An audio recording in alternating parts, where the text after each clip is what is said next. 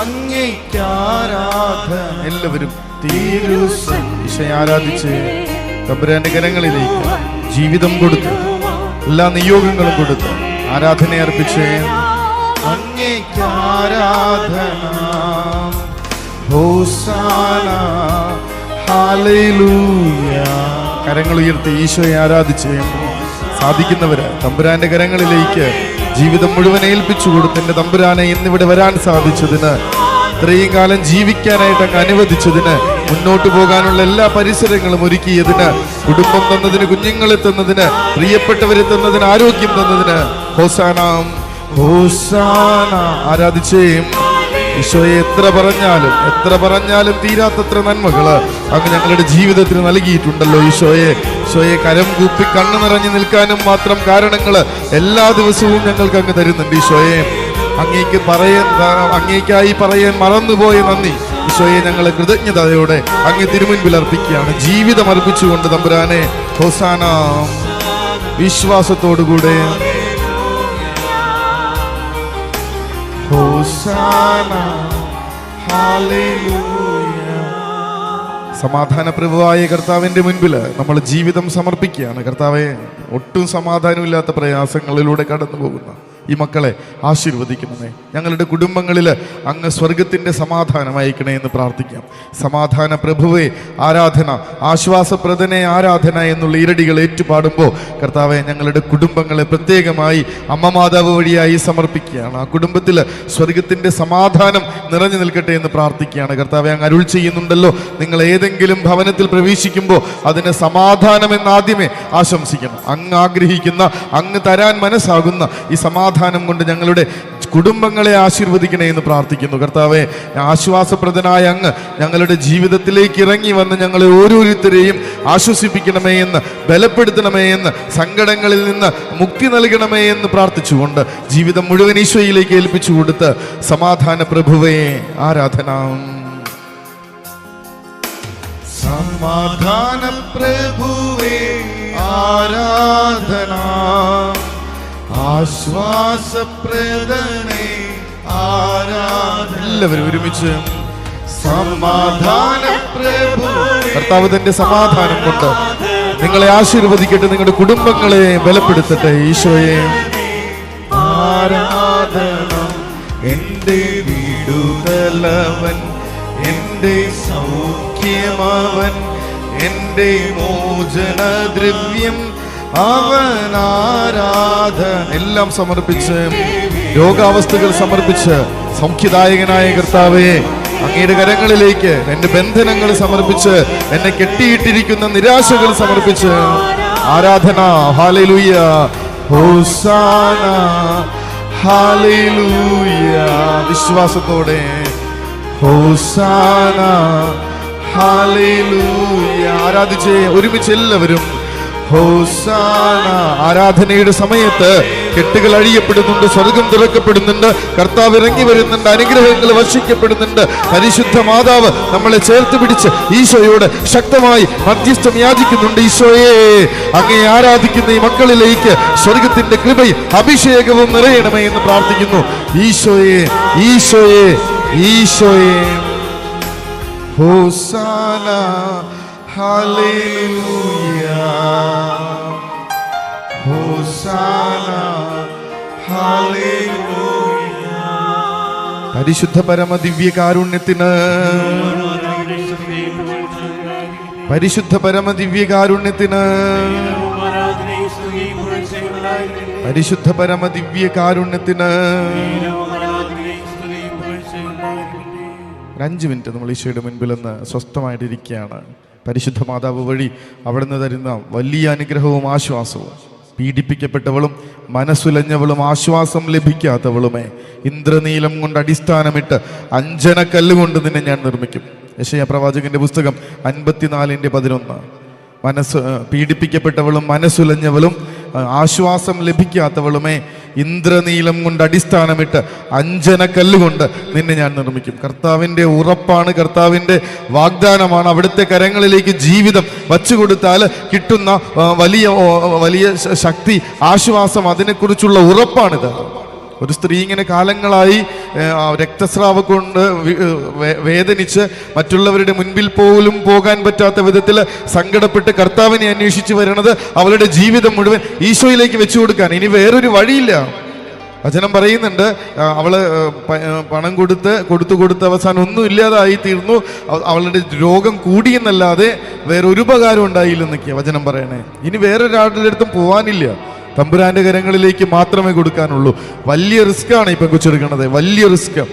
ആരെങ്കിലും ഒരാൾ തിരിച്ചറിഞ്ഞാൽ, ആരെങ്കിലും ഒരാൾ തിരിച്ചറിഞ്ഞു കഴിഞ്ഞാൽ പിന്നീട് ഈ ജനക്കൂട്ടം മുഴുവനും കൂടി ഒരു വശത്ത് നിൽക്കും. അവൾ ഒറ്റയ്ക്ക് നിൽക്കേണ്ടി വരും. അവരുടെ കയ്യിലൊക്കെ കല്ലുകൾ വരും. ഈ കല്ലുകൾ എടുത്ത് പോയി അവളെ എറിഞ്ഞു കൊന്നു കളയും. അങ്ങനെയുള്ളൊരു കാലത്ത് ഈ കർത്താവിലേക്ക് എൻ്റെ ജീവിതം സമർപ്പിക്കാനായിട്ട് പരിപൂർണമായ വിശ്വാസത്തോടെ ആശ്രയത്വത്തോടുകൂടെ കർത്താവിൻ്റെ അടുത്ത് വന്ന് അവൻ്റെ വസ്ത്രാഞ്ചലത്തിൽ തൊടുന്ന ആ നേരത്ത് വചനം പറയുന്നത് നമ്മളെ അത്ഭുതപ്പെടുത്തുന്ന, അസൂയപ്പെടുത്തുന്ന ഒരു കാര്യമാണ്.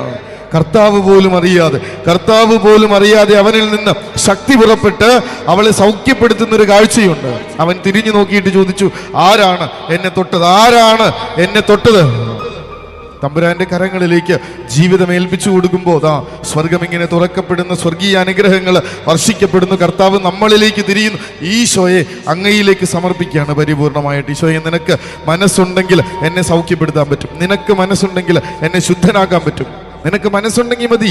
പറ്റണില്ല, ജീവിതം മുന്നോട്ട് കൊണ്ടുപോകാൻ പറ്റണില്ല, അത്രയ്ക്ക് പ്രയാസങ്ങൾ. പ്രിയപ്പെട്ടവരാരും അടുത്ത് വരുന്നില്ല, ലോകം മുഴുവനും നമ്മളെ മാറ്റി നിർത്തുന്നു. ഏതെങ്കിലും ഒരു വിജന പ്രദേശത്ത് ഒറ്റയ്ക്ക് താമസിക്കേണ്ടി വരുന്നു. എന്നിട്ടും ഇയാൾ പറയണത് എങ്ങനെയും രോഗം മാറണമല്ലോ കർത്താവേ എന്നല്ല. നേരെ മറിച്ച് നിനക്ക് മനസ്സുണ്ടെങ്കിൽ, കർത്താവേ നിനക്ക് മനസ്സുണ്ടെങ്കിൽ മതി. കർത്താവ് നമ്മളെ നോക്കാതിരിക്കുമെന്നാണോ വിചാരിക്കണേ? ജീവിതം മുഴുവൻ ഏൽപ്പിച്ചു തന്ന് നിസ്സഹായതയുടെ കണ്ണീരുമായി ഉള്ളു നിറഞ്ഞ വേദനയുമായിട്ടൊക്കെ ജീവിതം ഏൽപ്പിച്ചു കൊടുക്കുന്ന നേരത്ത് അവിടത്തേക്ക് നമുക്ക് വേണ്ടി പ്രവർത്തിക്കാതിരിക്കാൻ പറ്റില്ലെന്നേ. ഉറപ്പായിട്ടും ആ കണ്ണീരിന് മുന്നിൽ കർത്താവ് നമ്മളുടെ നേരെ തിരിഞ്ഞിരിക്കും, നമ്മുടെ ജീവിതത്തിലേക്ക് ഇടപെട്ടിരിക്കും, നമുക്ക് വേണ്ടി അത്ഭുതങ്ങൾ ചെയ്തിരിക്കും. അവനോട് കർത്താവ് പറയും, എനിക്ക് മനസ്സുണ്ട്, നിനക്ക് ശുദ്ധിയുണ്ടാവട്ടെ. എനിക്ക് മനസ്സുണ്ട്, നിനക്ക് ശുദ്ധിയുണ്ടാവട്ടെ. ഇസ്രായേലെ കർത്താവിനെ സ്തുതിക്കുക, അവിടെ നിന്നാണ് നിങ്ങളുടെ സഹായവും പരിചയം. അഹറോന്റെ ഭവനമേ കർത്താവിൽ ശരണപ്പെടുക, അവിടെ നിന്നാണ് നിങ്ങളുടെ സഹായവും പരിചയം. കർത്താവിന്റെ ഭക്തരെ അവിടുത്തെ സ്തുതിക്കുക, അവിടെ നിന്നാണ് നിങ്ങളുടെ സഹായവും പരിചയം. കർത്താവിന് നമ്മെക്കുറിച്ച് വിചാരമുണ്ട്, അവിടുന്ന് നമ്മെ അനുഗ്രഹിക്കും. 115-ാമത്തെ സങ്കീർത്തനം. കർത്താവിന് നമ്മെക്കുറിച്ച് വിചാരമുണ്ട്, അവിടുന്ന് നമ്മെ അനുഗ്രഹിച്ചിരിക്കും. ആ കർത്താവിന്റെ വാഗ്ദാനമാണ്. ഭയപ്പെടേണ്ട, ഞാൻ നിന്നോട് കൂടെയുണ്ട്, സംഭ്രമിക്കേണ്ട, ഞാനാണ് നിന്റെ ദൈവം, ഞാൻ നിന്നെ സഹായിക്കുകയും ശക്തിപ്പെടുത്തുകയും ചെയ്യും. എൻ്റെ വിജയകരമായ വലതുകരം കൊണ്ട് ഞാൻ നിന്നെ താങ്ങി നിർത്തും. ഉറപ്പ് പറയണേ, കർത്താവിലേക്ക് ജീവിതം മുഴുവനായിട്ടൊന്ന് ഏൽപ്പിച്ചു കൊടുക്കാൻ പറ്റിയാൽ വചനം നമ്മളെ ഓർമ്മപ്പെടുത്തി തരും. 40-ാമത്തെ യെശയ്യാ പ്രവാചകന്റെ പുസ്തകം 40-ാം അധ്യായത്തിൽ നമ്മൾ ഇപ്രകാരം വായിക്കും, കർത്താവിൽ ആശ്രയിക്കുന്നവൻ കഴുകന്മാരെ പോലെ ചിറകടിച്ചുയരും. അവർ ഓടിയാലും തളരുകയില്ല, നടന്നാലും ക്ഷീണിക്കുകയില്ല. ഓടേണ്ടി വരും, നടക്കേണ്ടിയും വരും. അത് ജീവിതത്തിന്റെ ഭാഗമാണ്. ഓടേണ്ടി വരും. പ്രയാസങ്ങളില്ലാത്ത, ബുദ്ധിമുട്ടുകളില്ലാത്ത, രോഗങ്ങളില്ലാത്ത, കഷ്ടപ്പാടുകളില്ലാത്ത ഒരു ജീവിതം ഈ ഭൂമിയിൽ ആർക്കാ സാധ്യമാവുക? ഉണ്ടാവും. എന്തായാലും ജീവിതം വച്ച് നീട്ടുന്ന ചില കയ്പനുഭവങ്ങളിലൂടെയൊക്കെ നമുക്ക് നടന്നു പോകേണ്ടി വരും. അതൊന്ന് ഉറപ്പിക്കുക. എനിക്ക് തലവേദന വന്നു കഴിഞ്ഞാൽ കർത്താവിൻ്റെ ശാപമാണെന്ന് പറയുന്ന മനുഷ്യരെങ്ങനെയാണ് ക്രിസ്തുവിൽ വിശ്വസിക്കുന്നവരായി തീരുക? അങ്ങനെയല്ല. ഇത് മനുഷ്യർ കടന്നു പോകേണ്ടി വരുന്ന രോഗാവസ്ഥകൾ, പ്രയാസങ്ങൾ, തകർച്ചകൾ, ജീവിതത്തിൻ്റെ ഏറ്റക്കുറച്ചിലുകൾ ഒന്ന് അംഗീകരിക്കുക. പക്ഷേ ആ സമയത്തൊന്നും തകർന്നും തളർന്നും പോവാതെ, വിശ്വാസം കുറഞ്ഞു പോവാതിരിക്കാനുള്ള ശക്തിക്ക് വേണ്ടിയിട്ട് പ്രാർത്ഥിക്കുക. പിതാവേ, എൻ്റെ എല്ലാം നിന്റെ ഇഷ്ടം നിറവേറിയ മതി എന്ന് പറഞ്ഞ് ഏൽപ്പിച്ചു കൊടുക്കുന്ന ആ ജീവിതത്തിന് മട്ടുവരെ ഊറ്റിക്കുടിക്കേണ്ടി വരുന്നൊരു സഹനത്തിൻ്റെ കാസയുണ്ട്. പക്ഷേ അതിനോടൊപ്പം തന്നെ വചനം ഇങ്ങനെ പറയുന്നുണ്ട്, അവനെ ആശ്വസിപ്പിക്കാനും ബലപ്പെടുത്താനുമായി ഒരു ദൂതൻ ദൈവത്തിൽ നിന്ന് വന്നു. സ്വർഗത്തിൽ നിന്നൊരു ദൂതൻ വന്ന് അവനെ ആശ്വസിപ്പിച്ചു എന്ന്. നമുക്കതുപോലെ എല്ലാവരും തകർന്നു പോകുന്ന നേരത്ത് പ്രത്യാശയോടുകൂടെ നിവർന്നു നിൽക്കാനുള്ള കൃപയ്ക്ക് വേണ്ടി പ്രാർത്ഥിക്കുക. എല്ലാവരും കരഞ്ഞുകൊണ്ടിരിക്കുന്ന നേരത്ത് കണ്ണീര് മായ്ച്ച് ഇങ്ങനെ സന്തോഷത്തോടുകൂടി ജീവിക്കാനുള്ള ശക്തിക്ക് വേണ്ടിയിട്ട് പ്രാർത്ഥിക്കുക. സ്വർഗത്തിൻ്റെ കൃപ ഇതാണ്. ഓടേണ്ടി വരും, എന്നാലും ഓടിയാലും തളരുകയില്ല, നടന്നാലും ക്ഷീണിക്കുകയില്ല. മറ്റുള്ളവര് പൊട്ടിത്തെറിക്കുന്ന ഇടങ്ങളിൽ നമുക്ക് ശാന്തമായിട്ടിരിക്കാൻ പറ്റും. മറ്റുള്ളവര് വേദനിച്ചിരിക്കുന്നിടത്ത് നമുക്ക് സുവിശേഷം പറയാൻ പറ്റും. കർത്താവേ, അങ്ങിൽ മാത്രമാണ് ഞങ്ങൾ ആശ്രയിക്കുന്നത്. അങ്ങയിലേക്കാണ് ഞങ്ങളുടെ ജീവിതം സമർപ്പിച്ചിരിക്കുന്നത്. ജെറമയ്യ പ്രവാചകന്റെ പുസ്തകം 17-ാം അധ്യായം, കർത്താവിൽ പ്രത്യാശയർപ്പിക്കുന്നവൻ ആറ്റുതീരത്ത് നട്ട വൃക്ഷം പോലെയാണ്. അവന്റെ പ്രത്യാശ അവിടുന്ന് തന്നെ. അവന്റെ വേര് വെള്ളത്തിലേക്ക് വേരൂന്നിയിരിക്കുന്നു. അവന് വേനൽക്കാലത്തെ ഭയപ്പെടേണ്ടതില്ല. അവന്റെ ഇലകൾ എല്ലാ കാലത്തും പച്ചയാണ്. അവൻ വരൾച്ചയുടെ കാലത്തും സദാ ഫലം നൽകിക്കൊണ്ടിരിക്കും. ഉത്കണ്ഠയില്ല, ഒന്നിനെക്കുറിച്ചും ആകുലതയില്ല, ഉത്കണ്ഠയില്ല. കർത്താവേ, അങ്ങനെ ഒരു ജീവിതം ജീവിക്കാൻ നിന്നിലേക്ക് ഞങ്ങളുടെ ജീവിതങ്ങളെ സമർപ്പിക്കുകയാണ്. മക്കബായരുടെ 2-ാമത്തെ പുസ്തകത്തിൽ നമ്മൾ വായിക്കും, തനിക്കെതിരെ അവർ ആയുധങ്ങളിലും സാഹസകൃത്യങ്ങളിലും ആശ്രയം വയ്ക്കുന്നു. നമുക്കെതിരെ വരുന്ന ശത്രുക്കളെയും ഈ പ്രപഞ്ചത്തെ തന്നെയും അങ്കുലീ ചലനം കൊണ്ട്, വെറുതെ വിരലനക്കം കൊണ്ട് നിയന്ത്രിക്കാനും തറപറ്റിക്കാനും കഴിവുള്ള സർവശക്തനായ ദൈവത്തിങ്കലാണ് നമ്മുടെ പ്രത്യാശ. സർവശക്തനായ ദൈവത്തിങ്കൽ പ്രത്യാശ അർപ്പിച്ചിരിക്കുന്നവർക്ക് ഒരു കാലത്തും വേനൽക്കാലത്തെ ഭയപ്പെടേണ്ടതില്ല, വരണ്ട കാലത്തെ കുറിച്ച് ഉത്കണ്ഠപ്പെടേണ്ടതില്ല. അവരുടെ വേരുകൾ കർത്താവാകുന്ന ജലാശയത്തിലേക്ക് വേരൂന്നിയിരിക്കുന്നു. അതിൻ്റെ ഇലകൾ എപ്പോഴും പച്ചയുള്ളതാണ്, പച്ചപ്പാണ്. കർത്താവെ, ഇങ്ങനൊന്ന് ജീവിക്കാനായിട്ട് കൊതിയോടുകൂടെ പ്രാർത്ഥിക്കുക. പ്രയാസങ്ങളുടെ നേരത്തൊക്കെ അങ്ങയെ തള്ളിക്കളഞ്ഞ നിമിഷങ്ങളുണ്ട്. ബുദ്ധിമുട്ടുകളുടെ നേരത്ത് ഞങ്ങൾക്ക് കർത്താവ് എന്നോട് മാത്രം എന്താണിതെന്ന് പറഞ്ഞ് ദൈവത്തെ ചോദ്യം ചെയ്ത നിമിഷങ്ങളുണ്ട്. എന്നിട്ട് അത് കാണുന്ന മനുഷ്യർ നമ്മളോട് ചോദിക്കും, നിങ്ങൾ എന്ത് വിശ്വാസം, നിങ്ങൾ പിന്നെ എങ്ങനെ വിശ്വസിക്കണമെന്ന് പറയണേ. വെള്ളമില്ലാത്ത നേരത്തെ കർത്താവിനെ തള്ളിപ്പറഞ്ഞ ഇസ്രായേൽക്കാരെ കണക്ക് വിശ്വാസമില്ലാത്തവരായി പോകുന്നത് എന്തുകൊണ്ട്? കർത്താവ് അവരോട് ചോദിക്കുന്നുണ്ട്, ഞാൻ ഈജിപ്തിനെ ഇങ്ങനെ ഞെരുക്കി ആ ശക്തമായ രാജ്യത്തെ തറപറ്റിച്ച് നിങ്ങളെ പുറത്തു കൊണ്ടുവന്നപ്പോൾ എൻ്റെ സർവ്വശക്തിയെക്കുറിച്ച് നിങ്ങൾ ഓർക്കാത്തത് എന്താവും?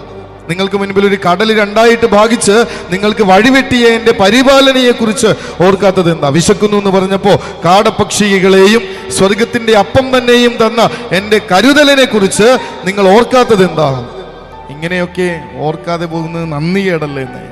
കർത്താവ് ചെയ്തിട്ടുള്ള അത്ഭുതങ്ങൾ, അനുഗ്രഹങ്ങൾ, തന്നിട്ടുള്ള സംരക്ഷണമൊക്കെ ഒന്ന് ഓർത്തെടുത്തിട്ട് നന്ദിയോടുകൂടെ ഇനി വരുന്ന പ്രയാസങ്ങളുടെ മുൻപിൽ എനിക്ക് വലിയൊരു ദൈവമുണ്ട്, ആ ദൈവം എന്നെ പരിപാലിക്കുമെന്നുള്ള ഉറപ്പിന്മേൽ ജീവിക്കാനുള്ള കൃപയ്ക്ക് വേണ്ടി പ്രാർത്ഥിച്ചുകൊണ്ട് എൻ്റെ ജീവിതത്തെ മുഴുവനായി ഈ തമ്പുരാനിലേക്ക് ഏൽപ്പിച്ചു കൊടുത്തുകൊണ്ട് നമ്മൾ അവിടുത്തെ ആരാധിക്കുന്ന നേരം മുട്ടിന്മേൽ നിൽക്കാം. മുഴുവനായിട്ട് ഈശോയിലേക്ക് ഏൽപ്പിച്ച് പരിപൂർണമായി സമർപ്പിച്ച് കുറവുകളും വേദനകളും കഷ്ടപ്പാടുകളും കണ്ണുനീരും എൻ്റെ ആകുലതകളും ഉത്കണ്ഠകളും ഒക്കെ ഈശോയുടെ കരങ്ങളിലേക്ക് ഏൽപ്പിച്ചു കൊടുത്ത്, മക്കളെ ഏൽപ്പിച്ച്, പ്രിയപ്പെട്ടവരെ ഏൽപ്പിച്ച്, കുടുംബത്തെ ഏൽപ്പിച്ച്, എൻ്റെ നിയോഗങ്ങളെ സമർപ്പിച്ചുകൊണ്ട് ഗായിക സംഘത്തോടൊന്നു ചേർന്ന് കർത്താവെ, പരിശുദ്ധ മാതാവ് സമർപ്പിച്ചതുപോലെ ഞങ്ങളുടെ ജീവിതത്തെ മുഴുവനായി സമർപ്പിച്ചുകൊണ്ട് സമർപ്പണം ചെയ്തിടുന്ന യേശുവേ, സമർപ്പണം ചെയ്തിടുന്നേ മനവും ഹൃദയവും അങ്ങേക്കിതാ. എല്ലാവരും ഒരുമിച്ച് സമർപ്പണം. ജീവിതം സമർപ്പിച്ചേ, എല്ലാ നിയോഗങ്ങളും സമർപ്പിച്ചേ, കണ്ണീര് സമർപ്പിച്ചേ. അവിടുത്തെ സന്നിധിയിൽ അതിനുത്തരമുണ്ട്. ഈശോയെ സ്വീകരിക്കണേ എന്ന് പ്രാർത്ഥിക്കുക. നാഥ സ്വീകരിക്കൂ, എന്നെ സ്വീകരിക്കൂ. ആവർത്തിക്കാം. നാഥ സ്വീകരിക്കൂ,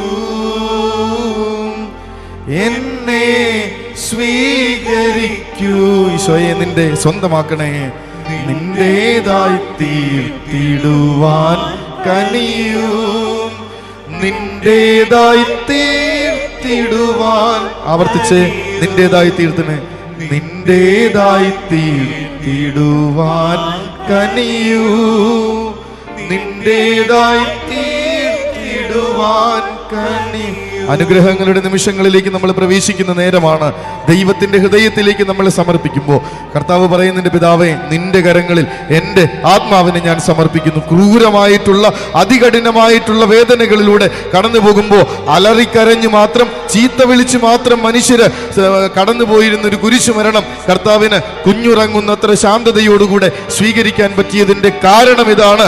പിതാവേ, നിന്റെ കരങ്ങളിൽ എൻ്റെ ആത്മാവിനെ ഞാൻ സമർപ്പിക്കുന്നു. സമർപ്പിക്ക് മുഴുവനായിട്ട് ഈശോയിലേക്ക് സമർപ്പിച്ചുകൊണ്ട്, എൻ്റെ ജീവിതം മുഴുവൻ സമർപ്പിച്ചുകൊണ്ട്, അതിൻ്റെ കുറവുകളും മുറിവുകളും സമർപ്പിച്ചുകൊണ്ട്, കഷ്ടപ്പാടുകളും വേദനകളും കണ്ണീരും ഏൽപ്പിച്ചു കൊടുത്തുകൊണ്ട്, പിതാവേ നിന്റെ കയ്യിൽ എല്ലാറ്റിനും ഉത്തരമുണ്ട്.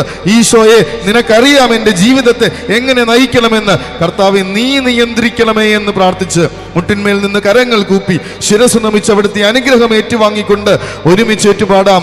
സമർപ്പണം ചെയ്തിടുന്ന യേശുവേ. സമർപ്പണം ചെയ്തിടുന്നേ യേശുവേ. എല്ലാവരും ഒരുമിച്ച് മനവും ഹൃദയവും അങ്ങേക്കിതാ. സമർപ്പണം ചെയ്തിടുന്നേ യേശുവേ. മനവും ഹൃദയവും അങ്ങേക്കിതാ. നാഥാ സ്വീകരിക്കൂ, എന്നെ സ്വീകരിക്കൂ. ജീവിതം ഈശോയെ സ്വീകരിക്കണേ എന്ന് പ്രാർത്ഥിക്കുക. നാഥ സ്വീകരിക്കൂ, എന്നെ ഈശോയെ നിന്റെ സ്വന്തമാക്കണേ എന്ന്. നിന്റേതായി തീർത്തിടുവാൻ കനിയൂ, നിന്റേതായി തീർത്തിടുവാൻ കനിയൂ. പരിശുദ്ധ പരമ ദിവ്യകാരുണ്യത്തിന്, പരിശുദ്ധ പരമ ദിവ്യകാരുണ്യത്തിന്, പരിശുദ്ധ പരമ ദിവ്യകാരുണ്യത്തിന്. ദൈവം സ്വന്തമാക്കിയ മനുഷ്യരുടെ വലിയ പ്രത്യാശയും സന്തോഷവും നമുക്കൊന്ന് പരസ്പരം ആശംസിക്കാം. അടുത്ത് നിൽക്കുന്നവരുടെ മുഖത്തേക്ക് നോക്കി ചിരിച്ചുകൊണ്ട് ഒരു സ്തുതി പറഞ്ഞേ. ഈശോ മിശിഹായിക്ക് സ്തുതിയായിരിക്കട്ടെ. ഇപ്പോഴും സ്തുതിയായിരിക്കട്ടെ.